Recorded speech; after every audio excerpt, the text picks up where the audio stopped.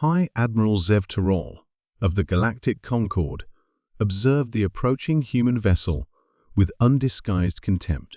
His massive command carrier, the illustrious Dominion, stood at the center of a fleet of 47 warships, representing the pinnacle of interstellar military technology. Energy shields, capable of withstanding stellar flares, quantum phase weaponry that could destabilize matter at the subatomic level, and neural-linked crew interfaces that allowed for combat reactions measured in microseconds. And against this, the humans had sent a single ship. "Magnify," Zev Torol ordered, his dual-thumbed hand gesturing at the main view screen.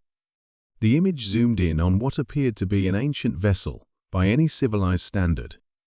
Its hull bore the scars of previous conflicts, patches of mismatched armor plating, suggesting decades, perhaps centuries of repairs and modifications. Primitive chemical thrusters supplemented what seemed to be an early-generation fusion drive. Projectile weapon ports dotted its flanks, rather than the energy weapon arrays standard on even the most basic Concorde vessels. "That's the USS Vigilant," his intelligence officer reported. "According to our database, it was commissioned over 120 Earth years ago. It's classified as a dreadnought in their fleet registry, but lacks minimal defensive capabilities by Concorde standards." Laughter rippled across the command deck. Even Zev Torol's mandibles clicked in amusement. "They send this relic against the might of the Concorde," he marveled. "After rejecting our generous terms of surrender." "The humans are known for their irrational pride," offered his second-in-command. "Perhaps this is a ceremonial vessel, sent to maintain their honor while effectively conceding." Zev Torol considered this. The Concorde's expansion into this sector had been proceeding efficiently until encountering human resistance at this unremarkable star system. The humans called it Wolf 359, a minor star with no particular strategic value except for its proximity to Earth.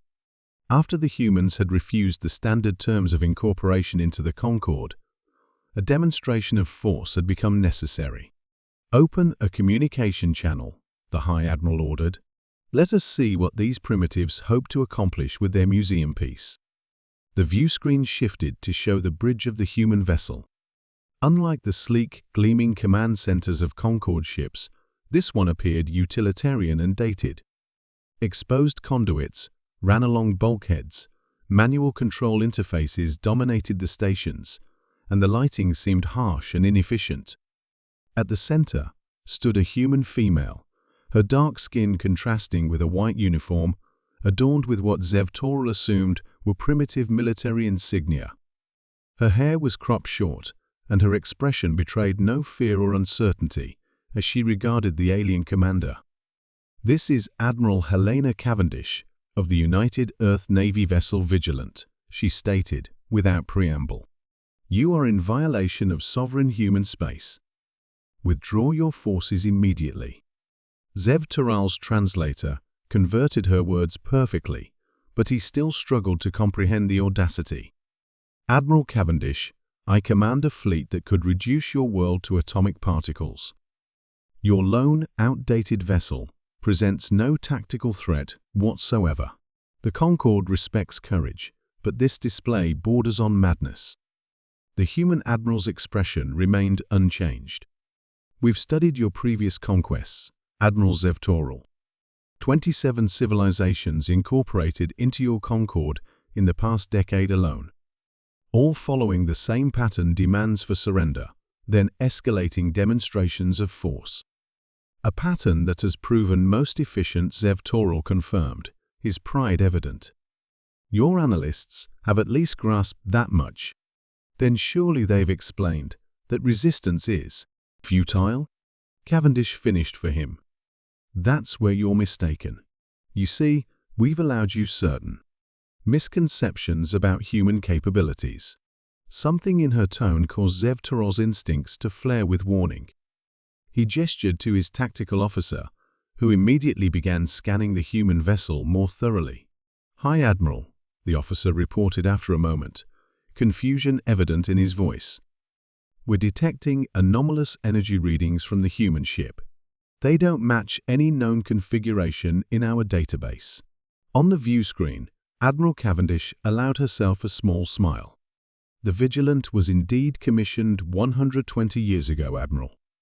But like humanity itself, she's evolved since then. Her external appearance is deliberately maintained." Zev Toral felt the first stirrings of genuine concern.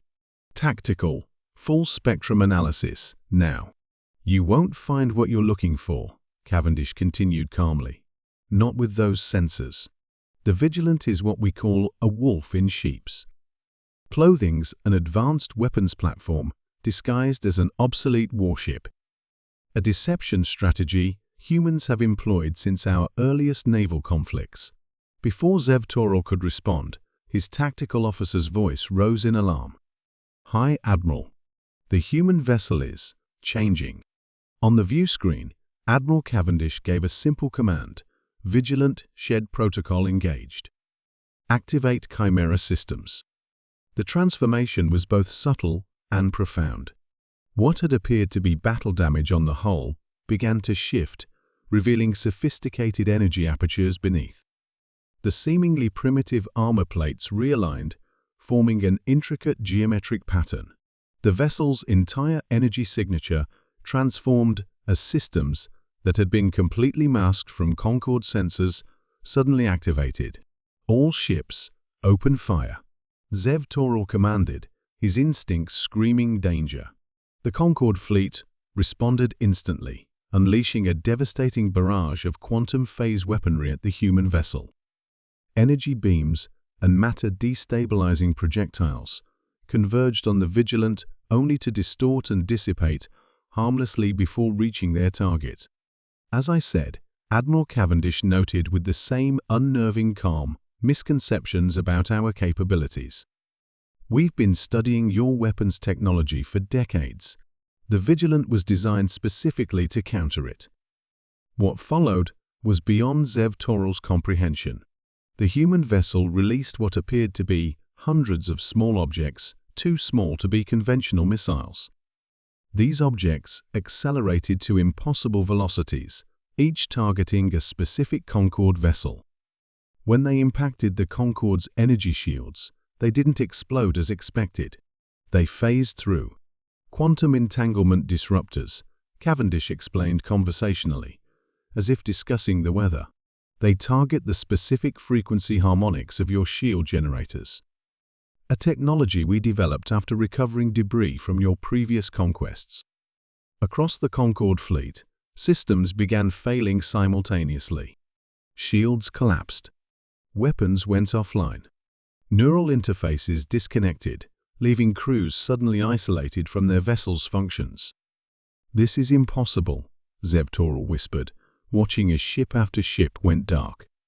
"You're a primitive species. Your vessel is ancient." "Ancient by design," Admiral Cavendish corrected. "Humans have learned through bitter experience that appearing less advanced than we actually are provides strategic advantages.